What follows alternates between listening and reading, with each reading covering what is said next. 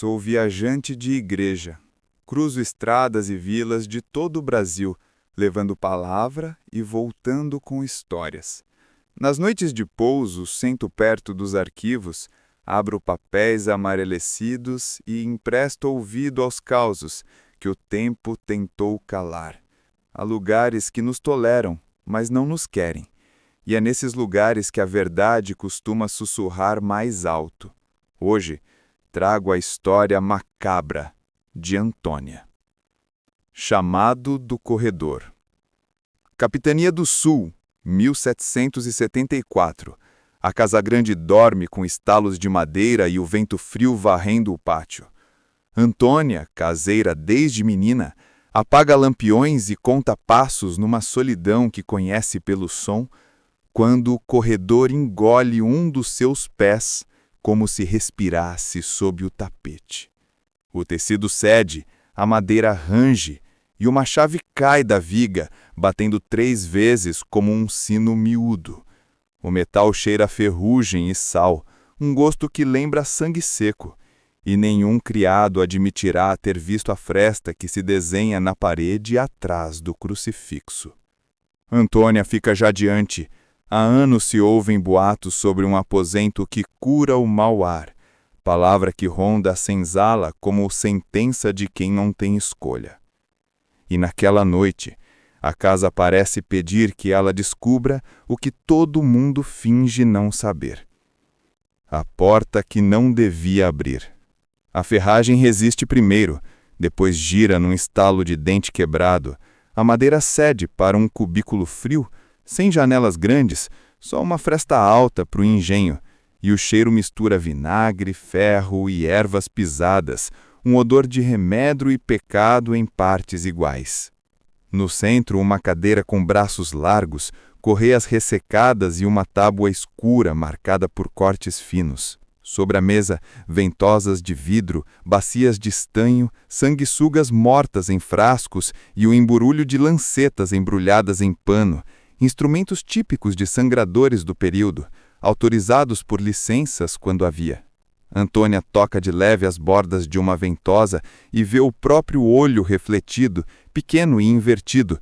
Ao lado, um livro de couro rachado, com páginas cobertas de letras portuguesas, latim torto e sinais desenhados a lápis, marcas que ela não entende, mas reconhece como coisas de quem estudou e de quem mandou fazer sem licença. O livro dos nomes. A luz do candeeiro treme quando Antônia abre o tomo.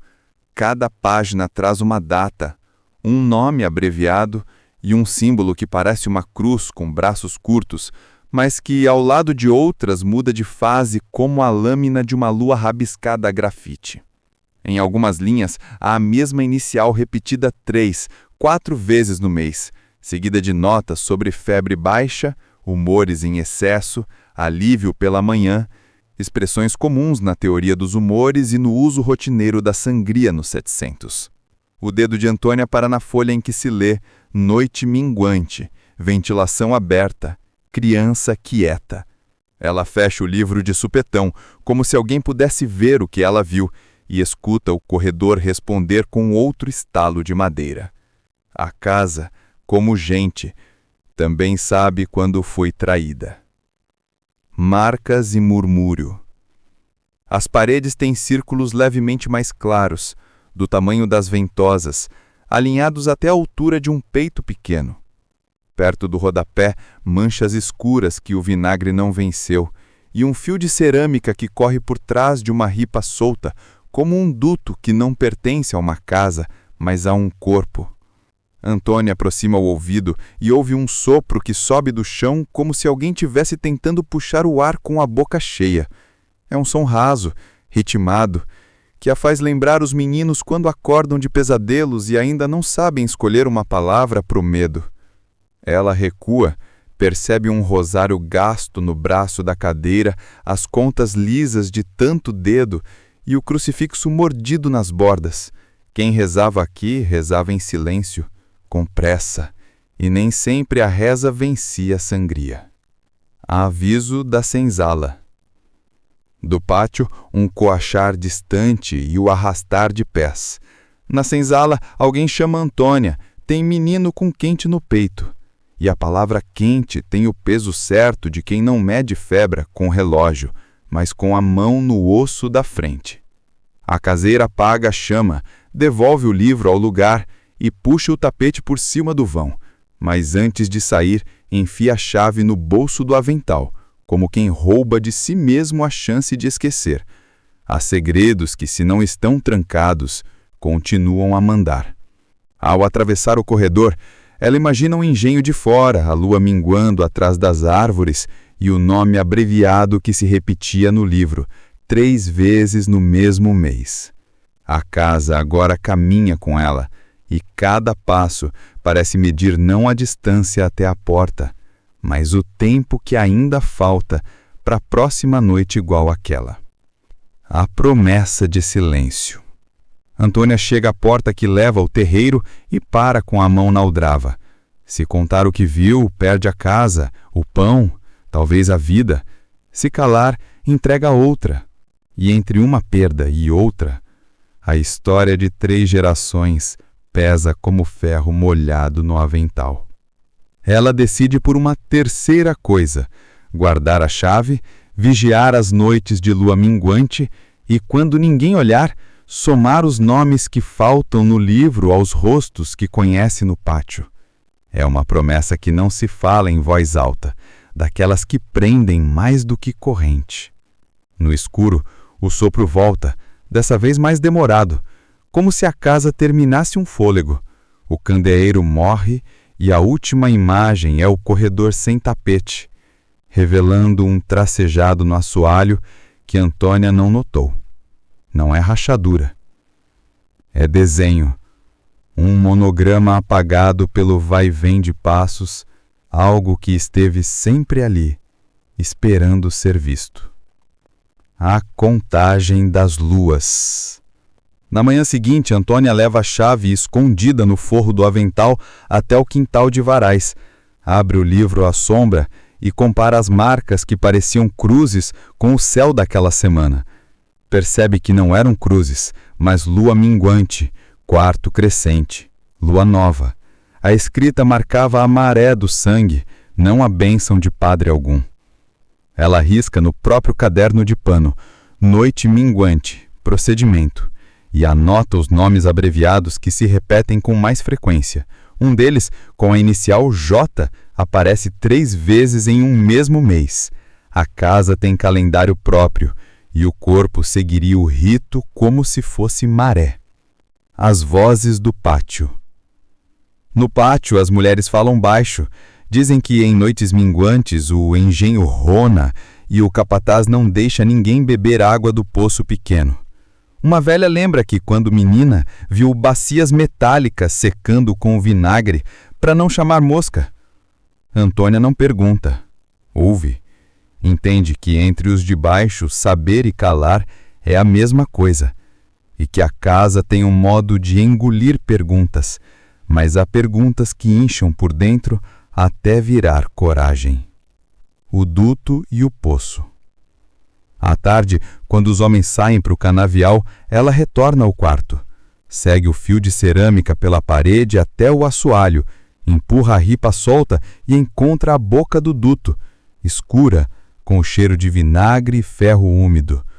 Sopra uma brasa e vê o clarão sumir num túnel que desce. Do lado de fora, mede passos entre o quarto e o poço pequeno do jardim, bate o calcanhar no chão e ouve como resposta oco de barro. O duto termina ali. O poço, que todos evitam em certas noites, bebe mais do que água. No livro, a linha de J traz uma nota quente ao toque, alívio breve, retorno. As letras seguintes são quase desenho, mas Antônia repara que a cada repetição o traço ao lado do J fica menor, como se marcassem idade. Não é um homem doente que volta, é alguém que cresce. Ela corre os olhos para outras páginas e encontra M, W, R, A, cada um com 2 ou 3 ocorrências, mas J volta 8 vezes em luas minguantes, sempre no fim do mês. A casa seguia o céu para furar a pele de uma mesma pessoa. Primeiro giro. Quem era Jota? Ao cair da tarde, Antônia pega uma vela e desce até a senzala com uma desculpa. Entre redes e esteiras, conta rostinhos. Faltam 2 meninos que foram para a roça cedo demais. Pergunta por Joãozinho e uma mãe responde sem olhar. O Jota foi servido. Verbo que não serve para criança. Antônia retorna ao quarto com o estômago virado. Lê em voz baixa. Noite minguante. Criança quieta. Ventosas 2. Lanceta fina. A palavra criança escondeu-se à vista dela no dia anterior. A cadeira, as correias, as marcas circulares, tudo estava do tamanho errado porque ela não queria ver do tamanho certo. A regra que prende. Do engenho vem o rono que as mulheres citaram. A lua minguará em 2 dias, e se o livro seguisse mandando, haveria novo procedimento. Antônia fecha o tomo e decide quebrar a regra. Ninguém entra aqui na minguante. Escreve em um bilhete e cola por dentro da porta, um recado para si mesma. No bolso, a chave pesa.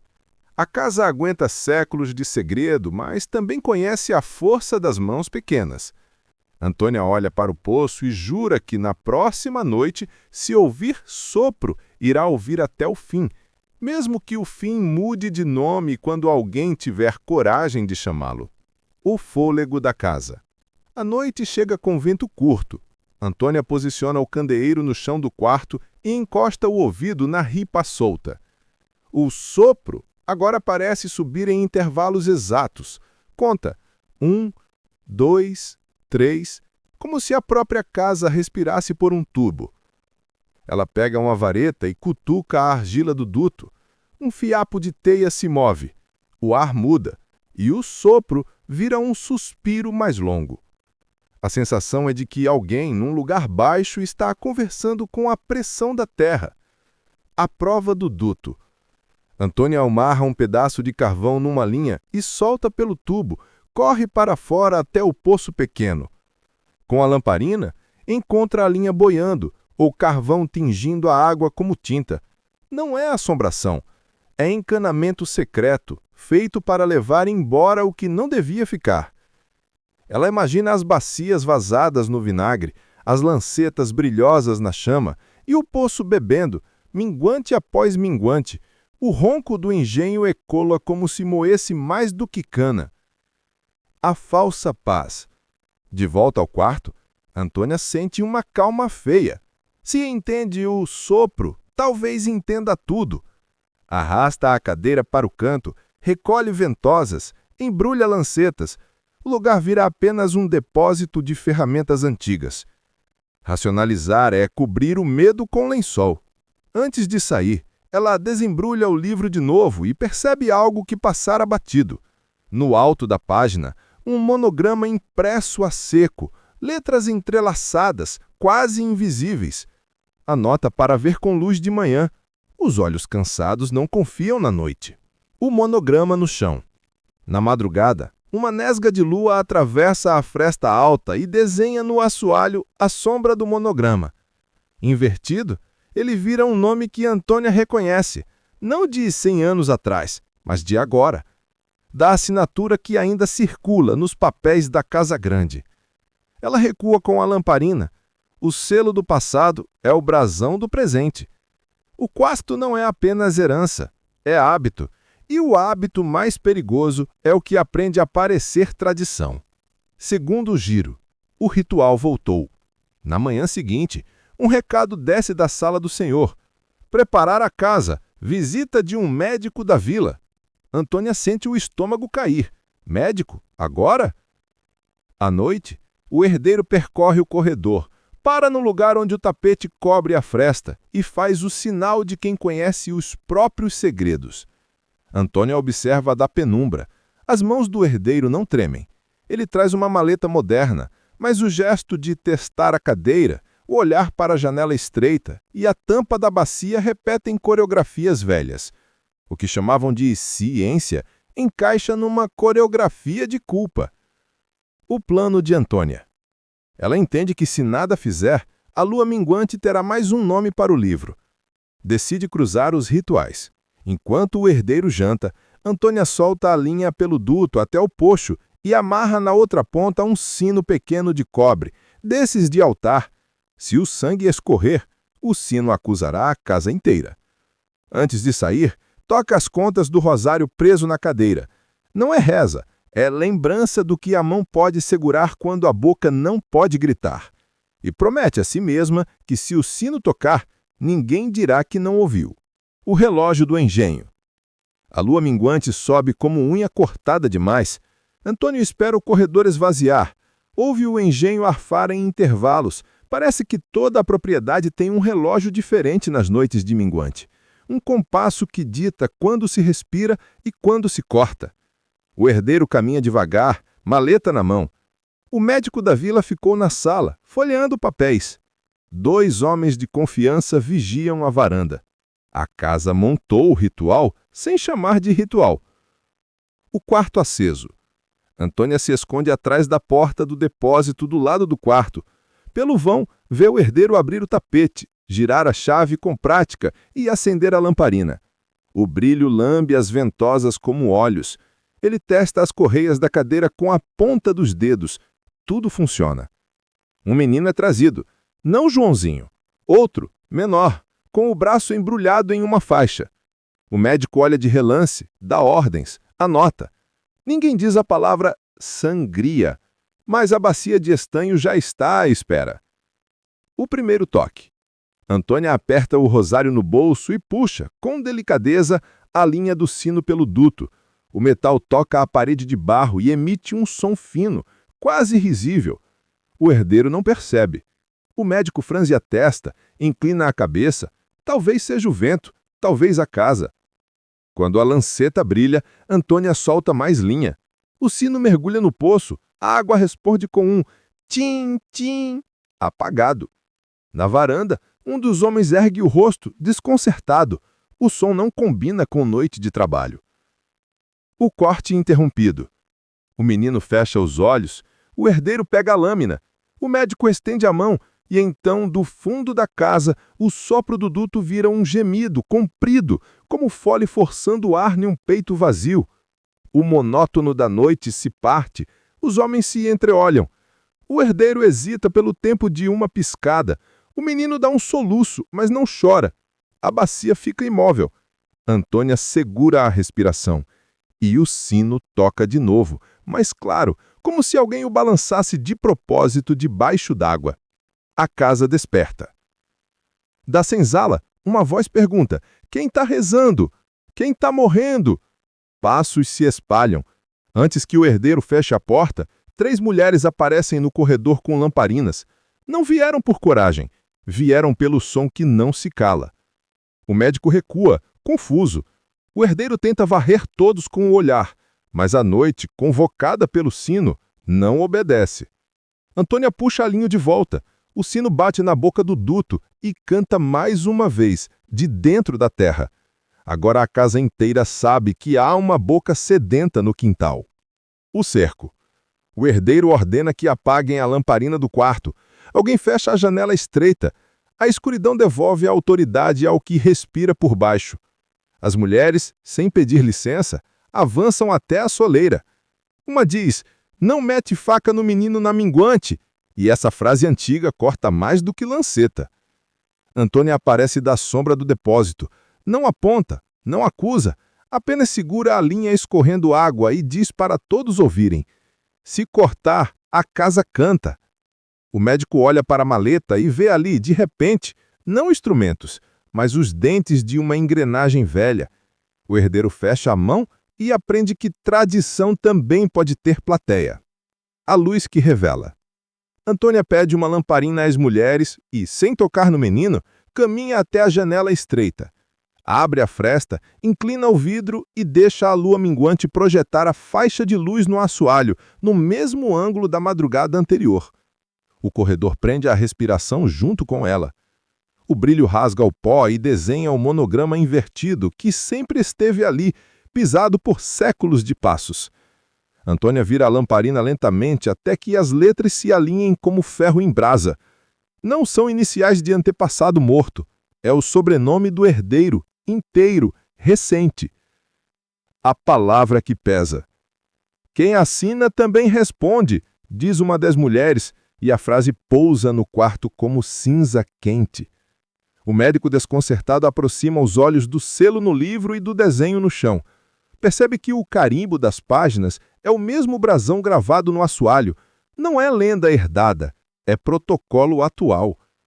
O herdeiro tenta rir, falha no primeiro fôlego, afirma que é apenas símbolo de família, mas o sino, ainda úmido na mão de Antônia, balança sem vento e responde com um tim seco, como se a casa tivesse opinião. O menino no centro. O pequeno na cadeira abre os olhos de susto que não virou choro. Ele procura a mãe com a testa e a mãe aparece, empurrada pelo corredor. Encosta a mão no rosto do filho e percebe que a faixa no braço é só fachada. Não há ferida que justifique uma lâmina. Se for febre, se dá chá. Se for medo, se fica junto, diz outra voz atrás. O médico, agora mais humano que Rito, guarda a lanceta. A bacia de estanho continua vazia e o engenho por um instante parece respirar do lado certo. Terceiro giro. Quem precisava da sangria? Antônia encara o herdeiro e percebe algo que à noite esconderia de qualquer um, menos dela. Os dedos dele tremem não de raiva, mas de necessidade. Sob a manga, uma mancha roxa desce do cotovelo. No canto do lençol, uma gota seca. O ritual não é para a criança, é para o próprio herdeiro, doente do sangue, repetindo um método antigo às escondidas. O médico entende tarde. As consultas à noite,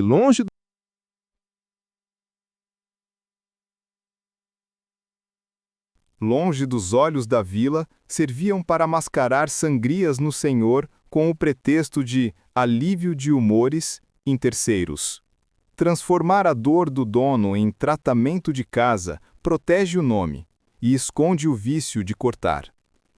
O corte que importa. Se precisa tirar sangue, tira o seu, à luz do dia, diz Antônia, sem elevar a voz. Segura a linha do sino como quem segura um contrato. O herdeiro dá um passo, mas a plateia que ele nunca planejou impede a passagem. Não há mais corredor para sua versão andar sozinha. O médico, com a maleta na mão, escolhe o lado. Há modos novos. O senhor não corta mais ninguém aqui. E ao dizer ninguém, ele inclui o próprio paciente, um gesto pequeno que desloca séculos um dedo para fora do hábito. O selo desfeito. Antônia derrama um fio de óleo na madeira e passa o pé sobre o monograma projetado. A luz treme. A marca some sobre a película brilhante. Não destrói o brasão, mas o apaga da vista, como quem encerra o palco. A casa perde o cenário, que a ensinava a repetir. Depois, caminha até o poço. Amarra o sino na borda para que cante se alguém tentar alimentar a água em segredo. Volta, pega o rosário da cadeira e entrega à mãe do menino. Leva, que reza de mãe pesa mais do que ferramenta. No último plano, o engenho acalma o fôlego. A lua minguante segue seu curso indiferente. E Antônia, sem triunfo e sem medo, apaga a lamparina sabendo que o som do sino, mesmo quieto, permanece dentro de cada um que ouviu. Amanhã, talvez perguntem quem teve a coragem. A casa, porém, já sabe. Foi quem viu o que estava no chão desde o começo e decidiu não pisar em cima nunca mais. Na semana seguinte, a família manda encerar o corredor e trancar o quarto. O poço recebe tampa nova, mas o sino permanece preso por dentro, invisível. E basta um vento torto para alguém jurar que ouviu um tim distante. O médico não volta. A mãe do menino passa a cruzar o pátio sem abaixar os olhos. O herdeiro adoece de cama, agora à vista de todos, com remédios que não exigem lâminas, e, pela primeira vez, assinando o próprio tratamento. Antônia guarda a chave não para abrir, mas para lembrar. Cada lua minguante, ela confere o silêncio do duto como quem mede a própria paz. Quando a igreja itinerante chega e pede pouso, Antônia conta só o que precisa e mostra o corredor encerado, onde não se vê mais monograma, mas onde todos aprendem a caminhar devagar. É assim que as casas desaprendem rituais. Primeiro com barulho, depois com silêncio. E se você, que me ouve, passar por uma casa grande em noite de vento e jurar ter ouvido um sino, não é assombração, não. É a memória, pedindo que ninguém volte a chamar a lua para coisas que a luz do dia pode resolver. Se essa história te encontrou, é porque você tem ouvido para o que o chão diz quando ninguém está explicando. Se ela te prendeu até aqui, talvez goste de caminhar comigo outras estradas, onde o mistério e a memória aprendem a dividir casa. Inscreva-se, ative o sininho e conte nos comentários de que cidade você me escuta e qual lenda antiga ainda anda pelo seu corredor. Toda semana a gente acende outra lamparina. E quando a minguante chegar, vamos lembrar juntos: nenhuma lua precisa ser chamada para fazer o que a luz do dia resolve.